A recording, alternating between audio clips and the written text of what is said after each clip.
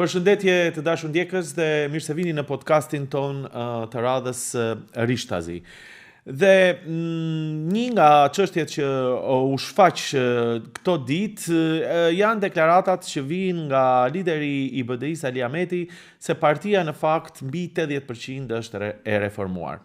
Mirë po, në një analizë më të thellë të shumë vrojtuesve, ajo që thuhet është se partisë ose BDI-s ende nuk i peshon fjala. Pavarësisht që presioni i madh publik u bë se reforma duhet të ketë dhe në një farë mënyrë ata janë bërë, sa në fakt këto reforma dhe zyrtarët e rinj të partisë reflektojnë direkt me elektoratin.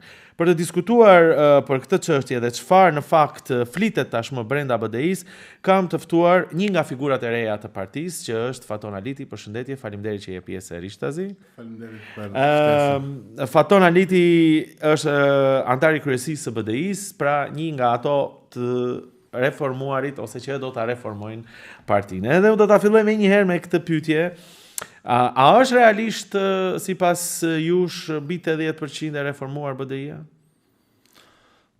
Nëse shohim aspektin numerik, nuk ka dyshim se është dhe është një ndryshim shumë i madh i ftyrave i antarëve si në Këshillin e Përgjithshëm, si në kryesinë e partisë, kryesia qendrore, që themi kryesia e Këshillit të Përgjithshëm sipas statutit tonë.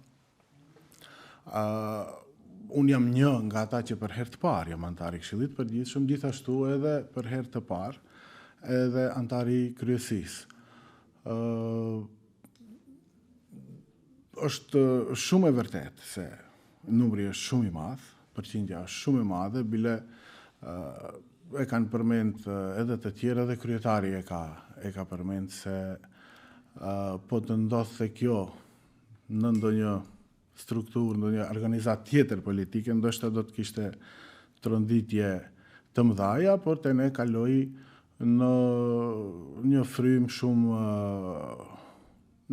dashamirëse, të themi, me një sens dhe mirë kuptim se duhet disa gjëra edhe të ndryshojnë.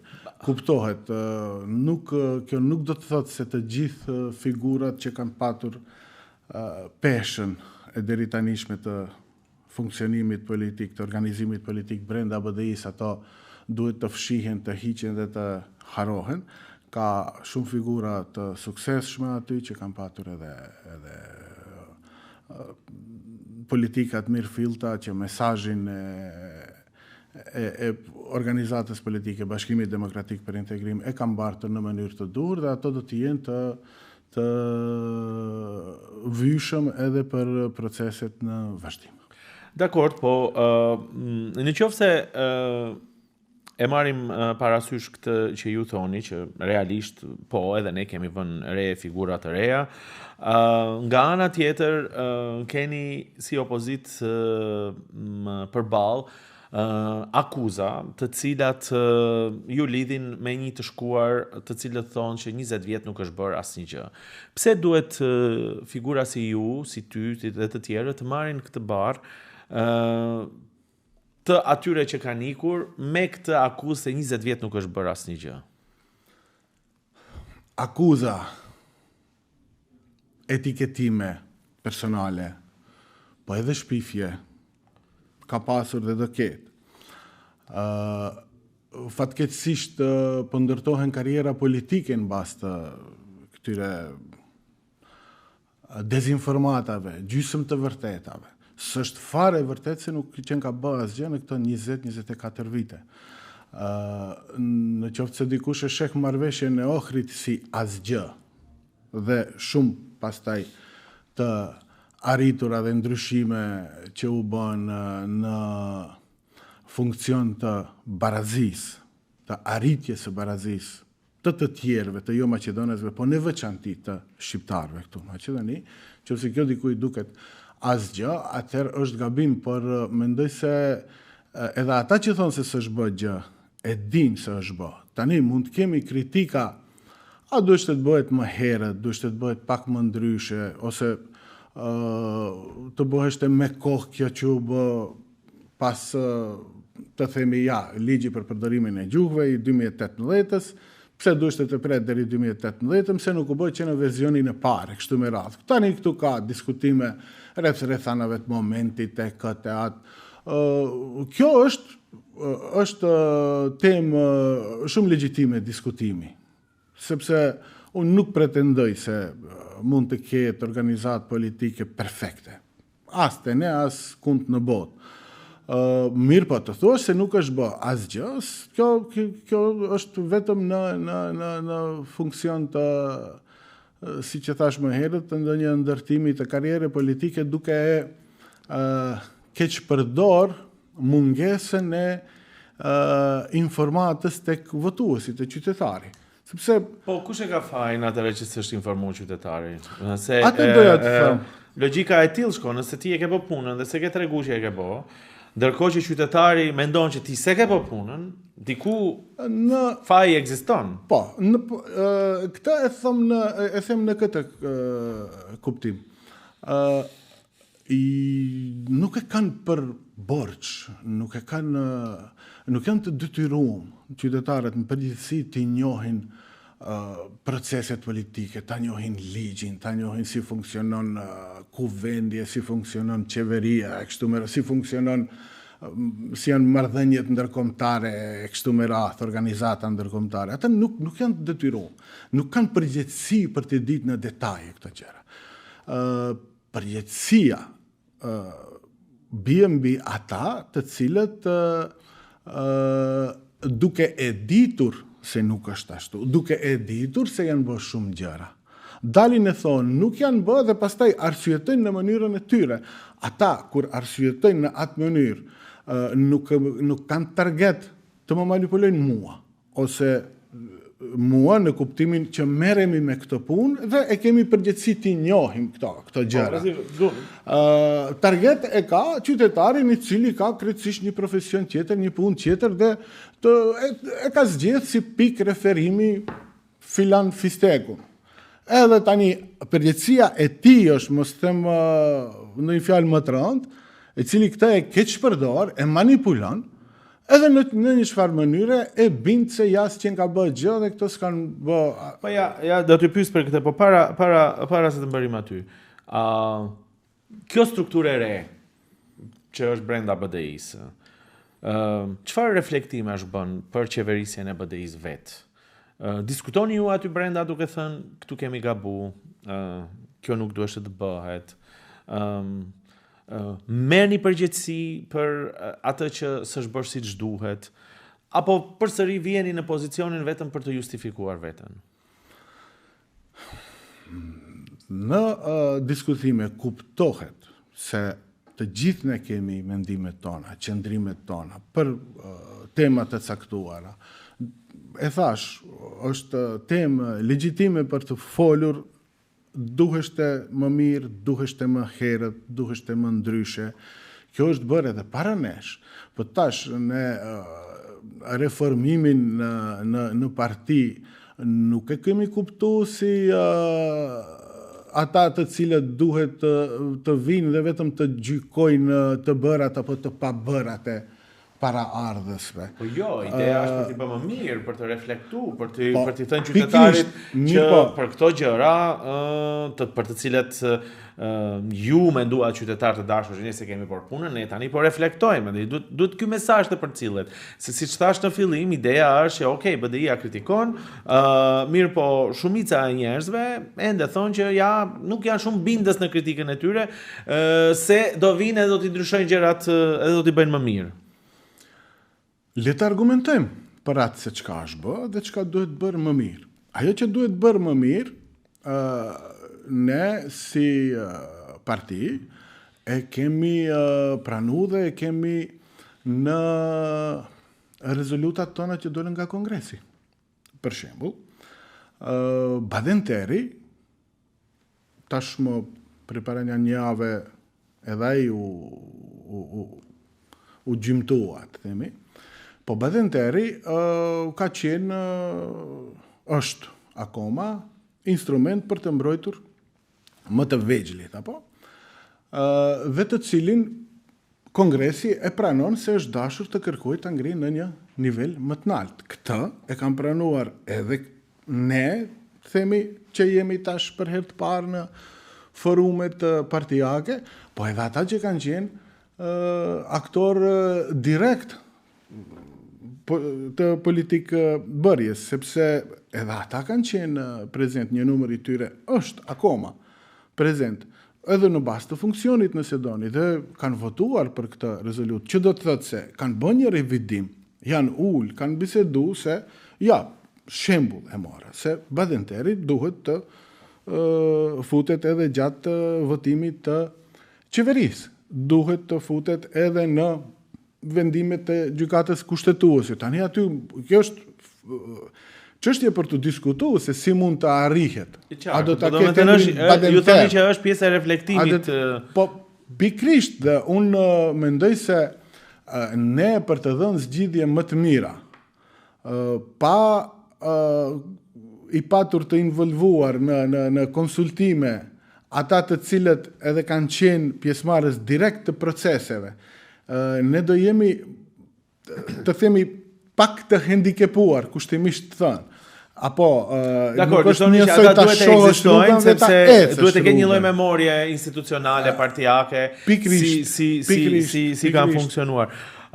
Por pse mendon Faton Aliti që zëri i BDI-s nuk dëgjohet aq sa duhet? Pse mendon që zëri i BDI-s nuk e ka peshën e fjalës që duhet të ta kishte? Në ç'kuptim nuk e ka peshën e fjalës, tash nuk e kuptoj. Unë mendoj se, jam i bindur, Bashkimi Demokratik për Integrim është akoma lojtari numër 1 edhe përfaqësuesi më i madh i interesave shqiptare, po edhe shtetnore nëse doni. Ne kemi dëshmuar shumë herë se jemi më të përgatitur dhe më ndoshta ndonjëherë edhe fleksibil për kohën, jo për thelbin, për çështje të caktuara në të kaluarën, ku është dashur televizin edhe disa procese me interes shtetnor, që kuptohet në atë interes shtetnor përfshihemi edhe ne si shqiptarë dhe të tjerë si jo Maqedonës. Dhe pesha e fjalës tonë besoj se akoma është më e madhja, bile me një tendencë që me një aktivitet edhe pak më të madh të jemi edhe bartësit e opozitës, këtu duke përfshi opozitën si tërsi, maqedonase, bosnjake, turke e të tjerë, sepse jemi në një kohë ku LSDM-ja nuk duket se është ndonjë lojtar shumë. Akuzat për ju janë se figurat që i ka BDI-ja në parlament nuk janë shumë prezent, figurat e shquara që kanë dhënë kontribut më përpara nuk janë shumë kritik sa ç'duhet. Vetëm përsëri figura më pak njerëz e bëjnë kritikën sa ç'duhet. Nga ana tjetër, ideja është që mund të kishte një opozitarizëm më konkret, më direkt, me propozime të qarta. Shpesh përshtypja është që më tepër është BDI-ja në mbrojtje se sa mund të ishte një lojtar serioz opozitar, ku do të jepte propozime konkrete për problemet e duhura. Si i shihni këto vlerësime që jepen? Mund të ketë edhe pak të vërtet të kjo që thoni, mirë po le të shohim arsyet se pse mund të jetë ashtu. Nga që tani më bëhet në mënyrë të hapur kjo që po rënohet marrëveshja e Ohrit, dhe grupi ynë parlamentar është në defenziv, për shkak se po preken shtyllat e marrëveshjes së Ohrit, preket që në vetvete marrëveshja e Ohrit është shtyllë e Maqedonisë moderne, ku u morëm vesh se do kemi barazi substanciale, e cila tani preket, dhe u prek Badenteri, apo tani mundesh ka të kalojnë ligje të caktuara me një më shumë se gjysma e jo maqedonasve prezent në sallë. Ja këtu, ja ta marrim këtë çështje që është kruciale e këtij shteti. Reagimi ishte i vakët nga BDI-ja. Ky është konstatimi. Po tani i vakët, unë nuk e di nëse pritet nga ne të dalim tani me njëherë të radikalizohemi dhe dalim me kërkesat tjera më radikale, mendoj se do të ishte e ngutshme. Jo, po betejë në parlament duhet të ishte e fuqishme, duhet të mos lejohesh as të diskutohet kjo çështje, sepse është thelbi i marrëveshjes së Ohrit edhe i një Maqedonie të re. Kurse ne pam disa diskutime në parlament dhe gjithçka kaloi. Kjo është një çështje për të cilën ata që ju vlerësojnë punën thonë që në fakt nuk do duhej ta kishte lënë të kalojë aq lehtë. Të bllokohet foltorja. Edhe kjo është një mënyrë. Ose të përdorim metodat e opozitës së dikurshme në Kosovë. Po a do të ishte produktive kjo? Me çka do të rezultonte? Këto duhet ti masim gjërat në këtë mënyrë. Nazim, unë jam i bindur se duhet derisa nuk ka vullnet të mirë politik për ndërtim të partneritetit Maqedonës shqiptar fillimisht e pastaj tjerëve, sepse ne jemi ata që jemi 25-30, kush si do, le ta thot, për ndë 25, jo, që është 1/4 e kësaj popullsie. Ne mund edhe ta bllokojmë foltoren, mund edhe të shtym proceset për mbas një javë, mbas një muaj, mbas 2 muaj. Por nëse mendësia dhe në qoftë se përfaqësuesit shqiptarë në qeveri që vinë nga Vleni janë dakord me këtë. Kjo përsëri do të ndodh, por do të ndodh pak më tutje. Thelbi dhe beteja duhet të jetë në vetëdijsimin se ku na çojnë këto politika. Rënimi i marrëveshjes së Ohrit që ka të bëjë me Badinterin që folëm, do përsëritem, është rënim i njërës prej shtyllave kryesore të shtetit modern të Maqedonisë.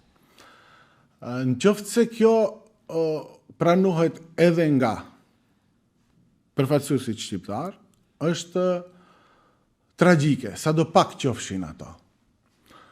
Por në qoftë se insistohet nga maqedonasit që kjo marrëveshje të zhvleftësohet dhe të vazhdohet pa të, kjo është edhe më tragjike. Si për shtetin, si për maqedonasit, si për ne. Mund të interpretohet kjo si kërcënim. S'është fare kërcënim. Fare nuk është kërcënim. Është konstatim logjik.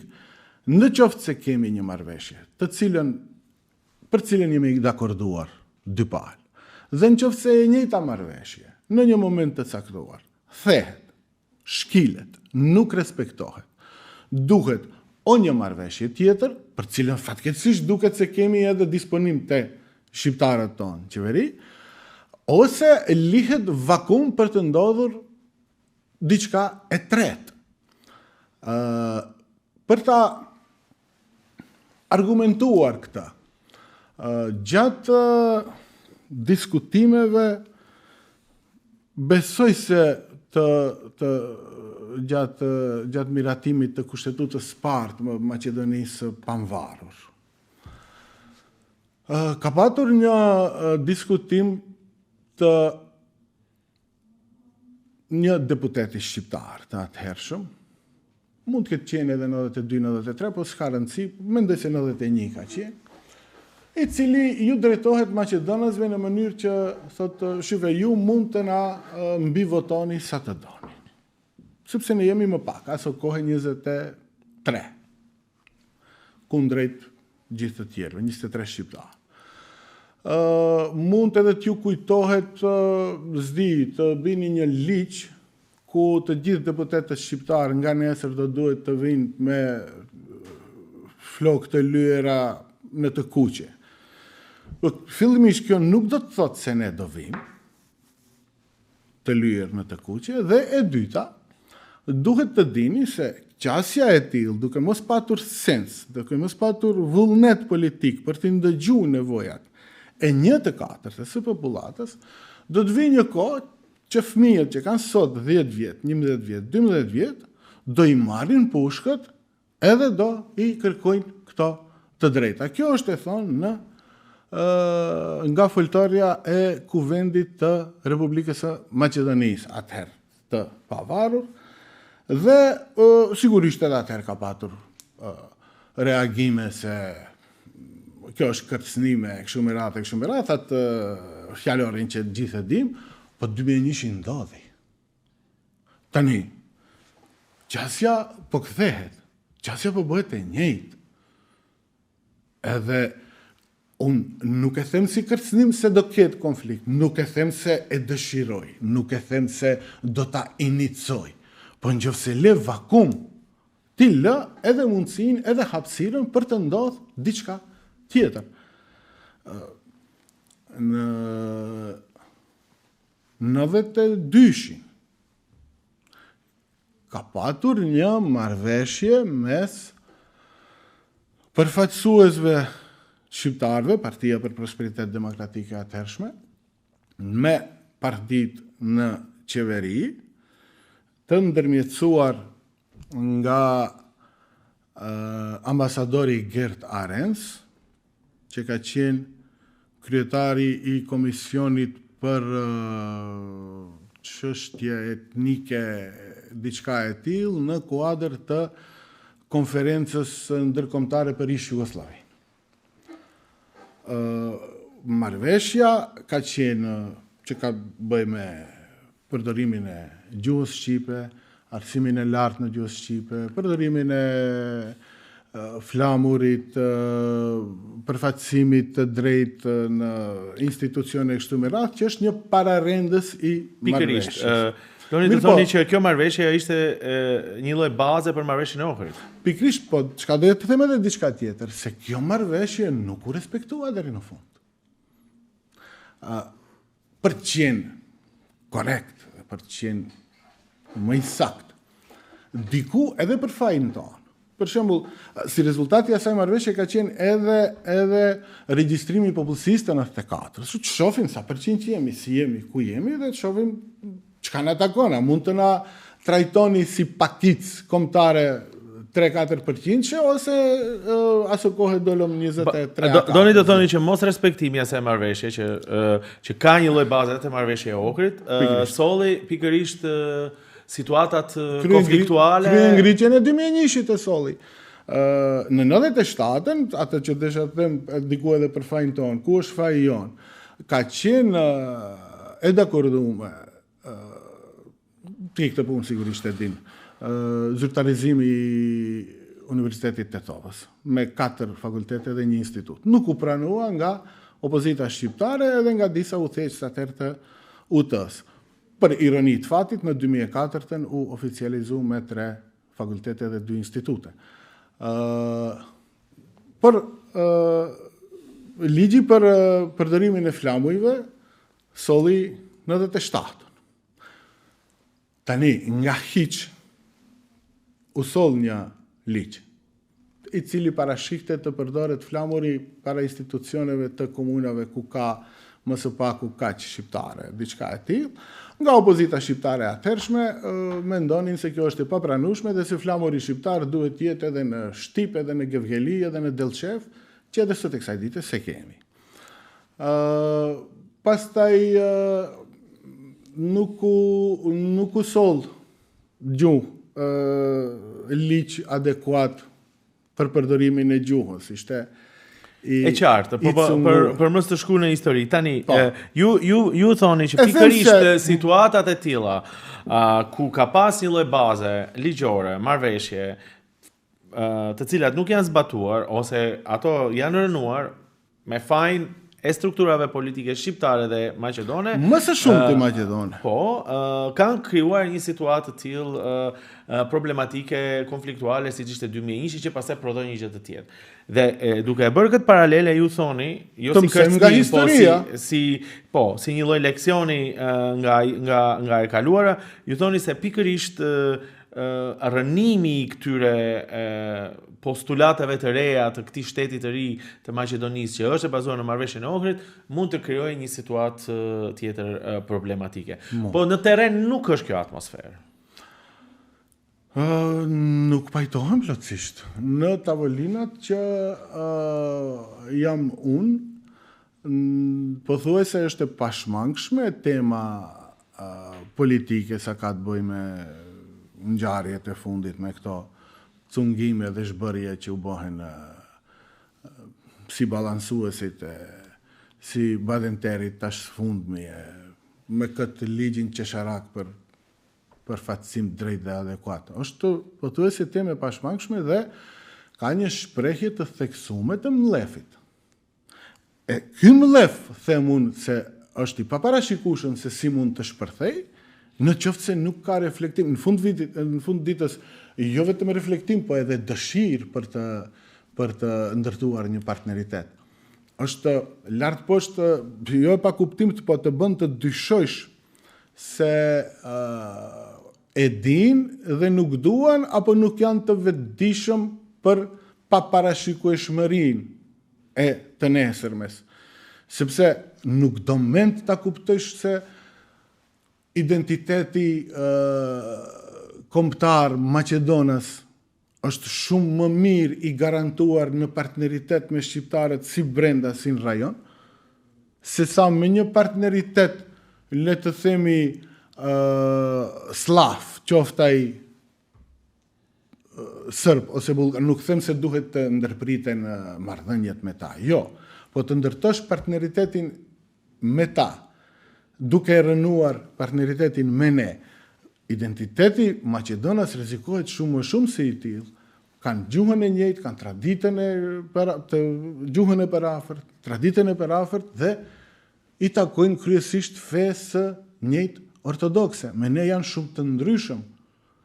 Ne nuk i rrezikojmë të asimilojmë. 6 milion sërbë dhe 8 milion bulgar i rrezikojnë që në një periudhë të caktuar edhe të ndodh asimilimi, nëse e kanë nga arsyet patriotike për të ruajtur dhe për të mbrojtur, për të kultivuar dhe për të zhvilluar identitetin Maqedonas. Ata duhet të kthejnë kokën ka partneriteti me shqiptarët. Po, ja, do të ndërpres këtu. Kritika kryesore, pra e juaj e BDI-s, e njerëzve të rinj të BDI-s, është se po rënohet marrëveshja e Ohrit, apo? Pikrisht. Sepse po shkilen ja këto parime që janë bazë, që e diskutuat, apo, që mund të sjellin një situatë të re, vakumi etj. Pyetja ime është, në kritikën tuaj që ju bëni qeverisjes, si e shpjegoni që një pjesë e shqiptarëve që janë pjesë e qeverisë, në fakt janë në kundërshtim me ata që ju thoni? Si ka mundësi që shqiptarët në Maqedoni ta shohin ndryshe rënimin ose jo të marrëveshjes së Ohrit? Unë jam shumë i zgënjur se është ashtu. Për arsyet mund të hamendësojmë. Nuk mund ta them me siguri. Nuk dua të besoj se as të mendoj se janë shqiptar të këqij. Dhe tani të nisi dhe unë të përdori fjalorin që jo rall ata e përdorin. Por kam dëshirë të mendoj se nuk janë të vetëdijshëm. Po kjo është e pamundur. Dhe më fal, ky konstatimi për shembull më reflekton te njerëzit në përgjithësi si diçka e pamundur. Nuk mundet figura si Izet Mexhiti dhe të tjerë që kanë qenë pjesë e BDI-s mos t'i dinë rëndësinë e gjithë kësaj situate. Kjo që ju thoni bie në kundërshtim edhe me ju, se një pjesë e tyre kanë qenë pjesë e juaja, po edhe bie në kundërshtim me ata vetë, sepse ata thonë që ne jemi këtu pikërisht për të bërë atë që se bëri BDI-a 20 vjet.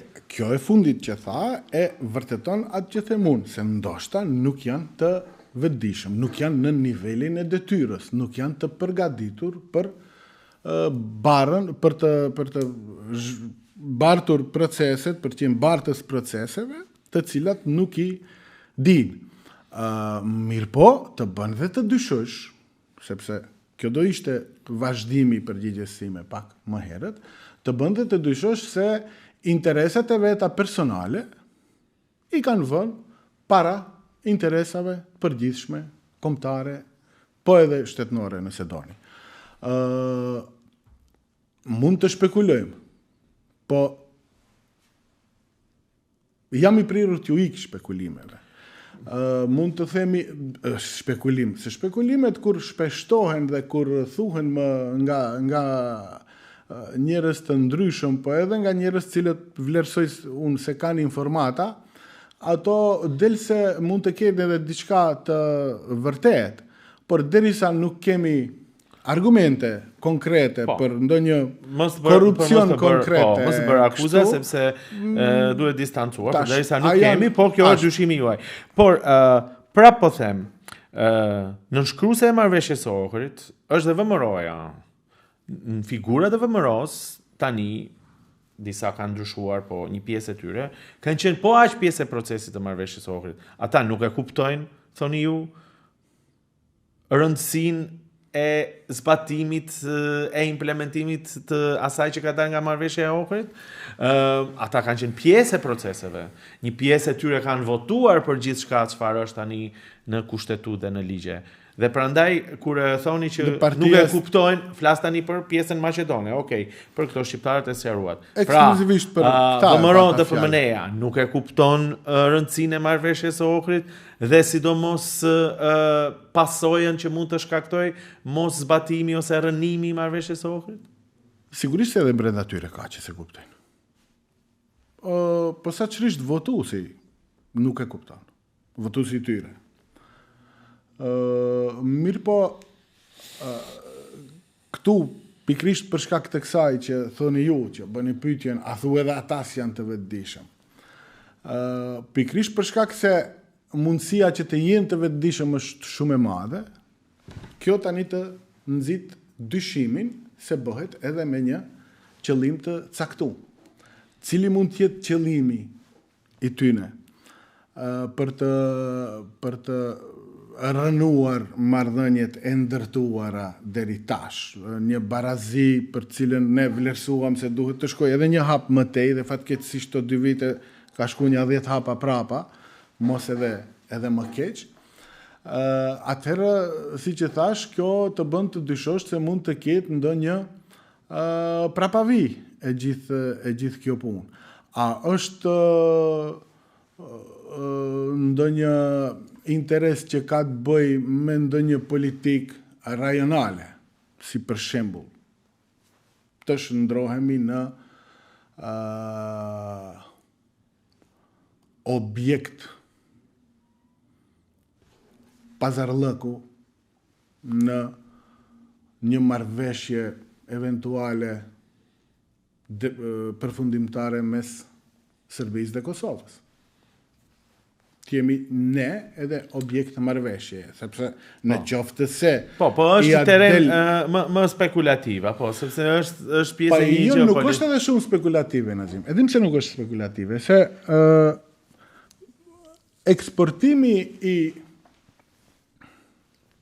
destabilizimit nga Serbia nuk është diçka që nuk ka ndodhur edhe se nuk ka patur tentativa. Kemi pat tentativa e fundit ishte me këtë sa ishin 8-90 persona që i quan me një aeroplan charter në Tivat 2 ditë para summitit. Kishin pankarta konkrete ata. Serbia fiton e këtat. Tentativa edhe për destabilizim në shtetet tjera, tani flasim për ne, destabilizimi më lehtë në Maqedoni mund të ndodhë me acarim të marrëdhënieve shqiptaro-maqedone. Po pra po, prandaj po them, këtë e din të gjithë. Në qoftë se ja se dua të dalë edhe te një qëllim në vetvete e kam fjalën. Në qoftë se kjo ndodh, ne dim kretet, ne dim shqiptarët, ne dim maqedonasit që në fakt një nga elementet më stabilizues të këtij vendi është marrëdhëniet e mira ndëretnike. Po, ka një lloj tendence e vëmre të gjithë etj, prandaj pyetja del logjikshëm duke bërë këtë bisedë nga këndvështrimi juaj si opozit. Ata e din këtë, pra prandaj e themi, në qoftë se nuk e din, nuk ka mundësi, se historia dihet cila ka qenë. Por për ta bërë pyetjen më konkrete, më herët thatë që ndoshta është një krijimi i terrenit për një marrëveshje të re. Çfarë do të nënkuptonte kjo marrëveshje e re nëse kjo tentohet të bëhet një marrëveshje e re shqiptaro-maqedone? Do dalim me konkluzionin, sepse qeveria aktuale kryesisht shqiptarët thonë se asgjë nuk është bërë, marrëveshja e Ohrit nuk është zbatuar, pra i bie që ose nuk është e implementueshme, ose nuk është bërë me vullnet të caktuar. Por kjo nënkupton që duhet të krijojmë diçka të re, duhet të krijojmë një moment të ri. Atëherë çfarë do nënkuptonte kjo marrëveshje e re nëse do të hapeshte një terren i tillë për të krijuar diçka të re nga një strukturë e re politike? Nuk them se kemi ardhur në atë pikë. Them se në qoftë se vazhdohet kështu, mund të vihet në atë pikë. Marrëveshja e Ohrit është e implementueshme. Bile është edhe e mbindërtueshme. Në kuptimin e asaj, në qoftë se ka qasje të lexohet pozitivisht, të lexohet me idenë e progresit, dhe jo me idenë e ndërkëmbëzave ligjore, se si ta bëj të duket se po ndërtojmë partneritet, e në fakt diku atje me akte në ligjore, me një ligj këtu e atje, të vazhdoj avazi i vjetër. Unë mendoj se kjo është implementueshme dhe mund të ndryshoj. Tani kur flasim dhe kur them se mund të jetë qëllim në vetvete edhe destabilizimi dhe pikrisht i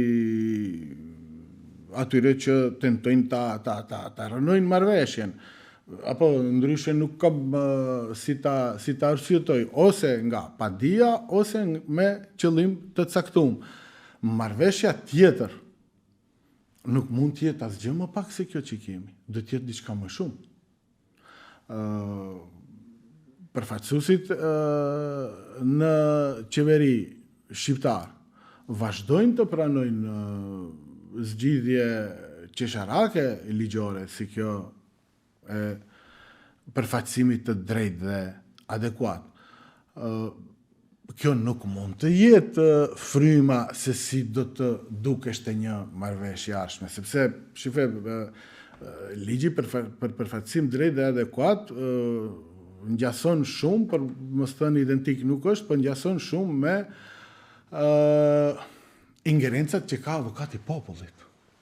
Dakor, po ja pikërisht këtu. Kemi nevojë për ligje që i ngjasojnë. Fatona Liti, pikërisht këtu kur tham në fillim se i kthehemi, ndoshta atij diskutimi që fillum në fillim dhe ndoshta edhe ashtu do ta rrumbullaksojmë në minutat e fundit, është pikërisht kjo që shumica e kritikës që i bëhet BDI-s qëndron këtu. Ju thoni gjëra shumë të mëdha, është shumë qenjësore, një kritik thelbësore për Maqedoninë, për mënyrën se si funksionon shoqëria, që është baza e marrëveshjes së Ohrit. Dhe kur e bëni këtë kritik, gjysma e shqiptarëve nuk ju beson. Gjysma e shqiptarëve, tani mos më kapni për përqindja, po aty është mbështetja, pra nuk e beson këtë kritik që ju e bëni.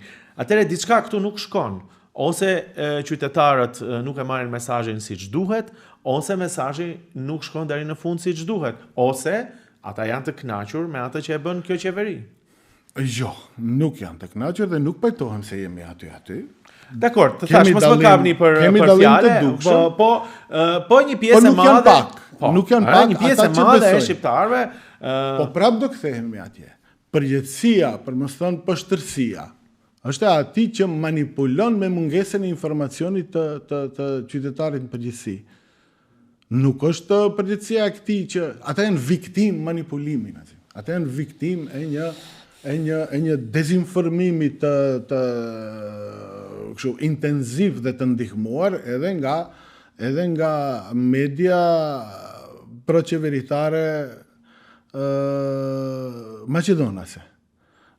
Do të thotë ne duam apo s'duam, lexojmë artikuj edhe në ato media. Ndikohen. Kjo është papërgjegjësi, themi. Dhe kjo është ajo që duhet të gjykohet. Në qoftë se ke marrë përsipër të përfaqësosh një një komunitet ku jeton apo një popull, edhe qoftë të flasësh në emër të mahallës, duhet të kesh sensin e përgjegjshmërisë. Nuk guxon të manipulosh me këtë, nuk guxon të bëhesh tregtar me ndjenjen kombëtare. Këtu ka njerëz që ndërtojnë karrierë politike duke bërë tregti me ndjenjat kombëtare. Këta patriotizmin janë bë asi patriot që përfitojnë nga ai quasi patriotizëm. Nuk janë as kanë qenë patriota kur ka qenë e kushtueshme të jesh patriot. Kur të ka kushtuar të jesh patriot.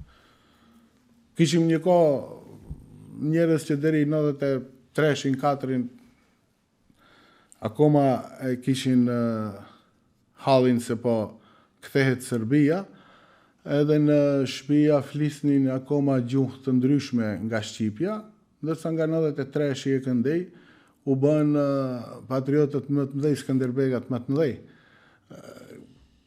Këtu ka akoma elemente të tilla. Dakor, se nëse vazhdoj pyetje të bëj të përsëritni përsëri aty, domethënë është çështje ose mos dije, do thoni ju, ose interesave të caktuara. Mirë po. Dua në fund të përmend një detaj për ata që nuk e dinë. Faton Aliti, ju jeni djali i Abduraman Alitit, një nga liderët historik të Maqedonisë. Pse e përmend këtë gjë? Sepse kur ju dëgjoj ju dhe kur dëgjoj disa eksponent të kohës të babait tuaj, që nuk pajtohen me ligjërimin tuaj, si e shikoni këtë moment që kjo ndarje e shoqërisë këtu nuk është thjesht vetëm partijake, po ja edhe breza që i përkisnin kohës të Abduraman Alitit, kur kanë qenë ai kur ka vepruar politikisht, kritikën e kanë shumë të madhe ndaj BDI-s, ndaj asaj çfarë bënte, ose ndaj edhe kritikës që BDI-ja e bën sot. Me fjalë të tjera, çfarë do kishte thënë, nëse mund të bëhet kjo pyetje kështu, çfarë do kishte thënë Abduraman Aliti atyre bashk vepruesve të kohës së tyre, ose fëmijëve të tyre, sot kur ata argumentojnë kundër logjikës që ju e thonin? Unë mbaj mend shumë mirë se pikrisht në lidhje me marrëveshjen e Ohrit, baba im ka pat 1-2 intervista edhe pas 2001-2002. Tani gazeta konkrete nuk më kujtohet, po më kujtohet shumë mirë se pa të thënë ju po bëni pyetje a kanë fund, ju drejtoheshte maqedonasve, a kanë fund kërkesat tuaja, sepse kështu ju mund të shkoni deri në pafundësi. Përgjigjja e tij ishte se jo, kjo nuk është ky fundi i kërkesave, domethënë marrëveshja e Ohrit. Jo, kjo nuk është fundi, por është aty diku, sepse kjo tani duhet të shifet se si do të zbatohet dhe ndoshta do të paraqitet nevoja edhe për ndonjë ndryshim shtesë derisa të arrihet një barazi konkrete. Kështu që mendimi i tij ka fatmirësisht është edhe i shkruar, mund ta kem edhe në shtëpi dikund, se marrëveshja e Ohrit është marrëveshje e mirë, është marrëveshje e zbatueshme, e cila sigurisht se nuk bëhet shumë shpejt, a është bë shumë gjatë, edhe këtu për çështje të caktuara, jemi dakord se janë zgjatë, po jo gjithmonë me fajin tonë. Po mirë, çfarë do t'i kishte thënë kritikëve, prap, nëse mund të bëhet kjo pyetje. Kritikëve të marrëveshjes së Ohrit. Po besoj kritikëve të esencës së marrëveshjes së Ohrit, shqiptarët e Maqedon. Besoj se do t'ju thonte të njëjtën që e pa thënë, se marrëveshja e Ohrit nuk është asgjë. Marrëveshja e Ohrit është shumë çka, e cila në momentet e caktuara duhet edhe të mbindërtohet në frymën, sepse është materie e gjallë, edhe jurisprudenca, edhe drejtësia, ndryshon rrethanat, ndryshon koha, ndryshon teknologjia, dhe kjo pastaj nuk mund të kesh kornizën e njëjtë ligjore të para 20 viteve edhe pas 20 viteve për çështje caktuara. Tash kjo patjetër të ndryshoj. Po ja, ne edhe si Bashkim Demokratik për Integrim konstatuam se ka gjëra të cilat duhet mbindërtuar. Mes atyre edhe futja e mekanizmit të badenterit më lart, po kjo qeveri tani po e çon edhe më poshtë. Në skenën politike ka figura që janë, si me thënë, familjar të figurave të tjera politike dhe kanë këndvështrime të ndryshme për çështjet. Për te fakti që kjo është demokracia dhe ashtu duhet të jetë, se mendimet kur përplasen sjellin diçka më të mirë, ku do ta në këtë linjë, dhe me këtë do kisha dashur të përfundojmë këtë bisedë, ku do të duhet përqendruar veprimi i arshëm politik i BDI-s në kontekst të asaj që folëm pra, edhe në të kontekstin e faktit që ja aty ka figura të reja, si që jeni ju dhe të tjerë që nuk kanë qenë aktiv politikisht, që të arrihet synimi që shqiptarët të ndihen përfundimisht të barabartë në këtë vend dhe që të akomodohen, nëse mund ta përdor këtë fjalë, maqedonasit, se barazia e shqiptarëve nuk i cënon ata. Të pajtohen me këtë dhe të kenë vullnet për ta bënë një gjë të tillë. Pa, si të arrihet deri aty? Duhet jemi edhe ne kontribues. Duhet të flasim gjërat hapur, edhe hapur në kuptimin jo vetëm kur jemi nëpër tavolina, edhe kur jemi kështu në publik, në mënyrë që të përcillet kjo tek masa e gjëre qytetarëve dhe të fillohet të shihet në një këndvështrim tjetër. Argumente ka shumë, nuk është e vështirë për të promovu bashkëpunimin, partneritetin. Është më e vështirë se sa të nxitish mosmarrveshjen, që fatkeqësisht po bëhet tash. Por ajo që ne po e bëjmë për momentin është se mos e harrojmë faktin se ka garantues kjo marrëveshje e Ohrit. Ka garantues Bashkimin Evropian, ka garantues Washingtoni. Ne sigurisht nëpërmes kryetarit tonë, zotëri Ali Ahmetit, jemi të angazhuar për të informuar edhe ata për çdo detaj se kjo marrëveshje po shkilet dita ditës më shumë e më shumë. Si garantues, pritet që edhe ata të kenë të marrin përgjegjësinë për nënshkrimet që kanë vënë, edhe të mundohemi ta kthejmë këtë proces në binarët e duhur, që mos të na ndodh që të bëhet prap ndonjë parashikim se në qoftë se vazhdojmë me insistimin e të Zotit dhe shërbetorit, një ditë ose më herët a më vonë do të përsëritet parashikimi. Ja, krejt në fund, Faton Aliti, po del përsëri në sipërfaqe diskutimi i zgjedhjeve të parakoshme tani në pas verës, varianti më i bindshëm ndoshta pas vitit të ri. Fiton BDI-ja në zgjedhje? Po, fiton. Bindshëm? Bindshëm fiton. Dakor. Faleminderit shumë që ishit pjesë e këtij podcasti. Të dashur ndjekës, ndoqëm një bisedë me Faton Alitin, antar kryesie i BDI-s, një nga fytyrat e reja, prurjet e reja, për të cilën vetë BDI-ja thotë se ka bërë reformën.